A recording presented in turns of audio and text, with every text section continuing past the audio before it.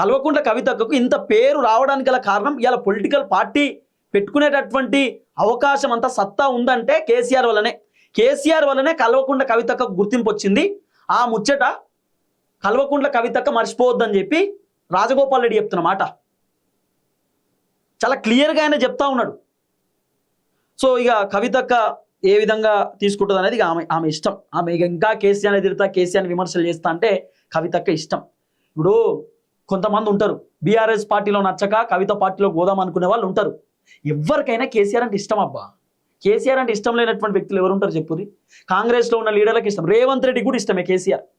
బండి సంజయ్ అన్నకు కూడా కేసీఆర్ ఇష్టమే ఉంటాడు వ్యక్తిగతంగా.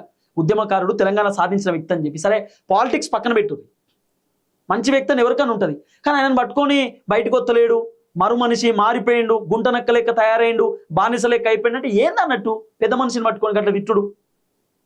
వయసు కన్నా గౌరవం ఇవ్వాలి కదా. సరే మాలాంటి వాళ్ళు తిట్టిరంటే అది వేరే, మాలాంటి వాళ్ళు విమర్శలు చేసినంటే వేరే. కన్న కూతురు కదా, కన్న తండ్రిని పట్టుకొని గట్లేం తిట్టుడు పద్ధతి కాదు.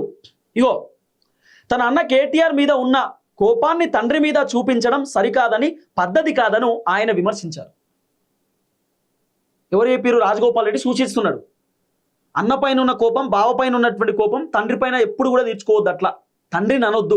తండ్రి చాలా కష్టపడి పెంచిండు, కష్టపడి తండ్రి అమెరికాకు పంపించిండు, అమెరికా నుండి తీసుకొచ్చి ఇలా రాజకీయాలలో మిమ్మల్ని చక్రం తిప్పేటట్టు చేసిన తండ్రి. అలాంటి తండ్రిని పట్టుకొని మీరు తిట్టొద్దు, తండ్రిని పట్టుకొని విమర్శలు చేయొద్దు, మీకు అర్హత లేదు అంటున్నాడు రాజగోపాల్ రెడ్డి. ఓపెన్ చెప్పాలంటే రాజగోపాల్ రెడ్డి అంటే తెలంగాణ ప్రజలు కూడా అంటారు, తెలంగాణ ప్రజలు కూడా అంటారు. కల్వకుంట్ల కవితక్కకైనా, కేటీఆర్కైనా, సంతోష్ రావుకైనా, లేకపోతే హరీష్ రావుకైనా కేసీఆర్ని విమర్శలు చేసేటటువంటి అధికారం లేదు. కేసీఆర్ను తిట్టేటటువంటి అధికారం కవితకు, కేటీఆర్కి లేదు, ఎవరికి లేదు, కల్వకుంట్ల కుటుంబానికే లేదు. ఈవెందో పొలిటికల్ పార్టీలకు లేదు. ఎందుకంటే ఇవాళ తెలంగాణ రాష్ట్రం వచ్చింది, తెలంగాణలో మనం పచ్చగా ఉంటున్నాం, తెలంగాణలో మనం సంతోషంగా ఉంటున్నాం, మన రాష్ట్రం మనం సాధించుకొని మన తెలంగాణలో మనం అద్భుతంగా ఉంటున్నాం అంటే కారణం కేసీఆర్. అవునన్నా కాదని ఇది వాస్తవం. సరే మాలాంటి వాళ్ళు విమర్శించేది వేరే. సొంత కుటుంబ సభ్యులు ఇలా కేసీఆర్ని విమర్శిస్తున్నారంటే కేసీఆర్ లేకపోతే కల్వకుంట్ల కుటుంబం ఎడికెళ్ళొచ్చింది? కేటీఆర్ ఎడికెళ్ళొచ్చిండు, కవితకి ఎడికెళ్ళొచ్చింది, హరీష్ రావు ఎడికెళ్ళి వచ్చిండు, సంతోష్ రావు ఏంది, వీళ్ళందరికీ టికెట్లు ఇచ్చి అవకాశం ఇచ్చిందే కేసీఆర్ కదా. రాజకీయాలలో వీళ్ళను క్రియాశీలక పాత్ర పోషించిందే కేసీఆర్ కదా. అలాంటి కేసీఆర్ని పట్టుకొని తిడితే తెలంగాణ ప్రజలు ఊకుంటారా?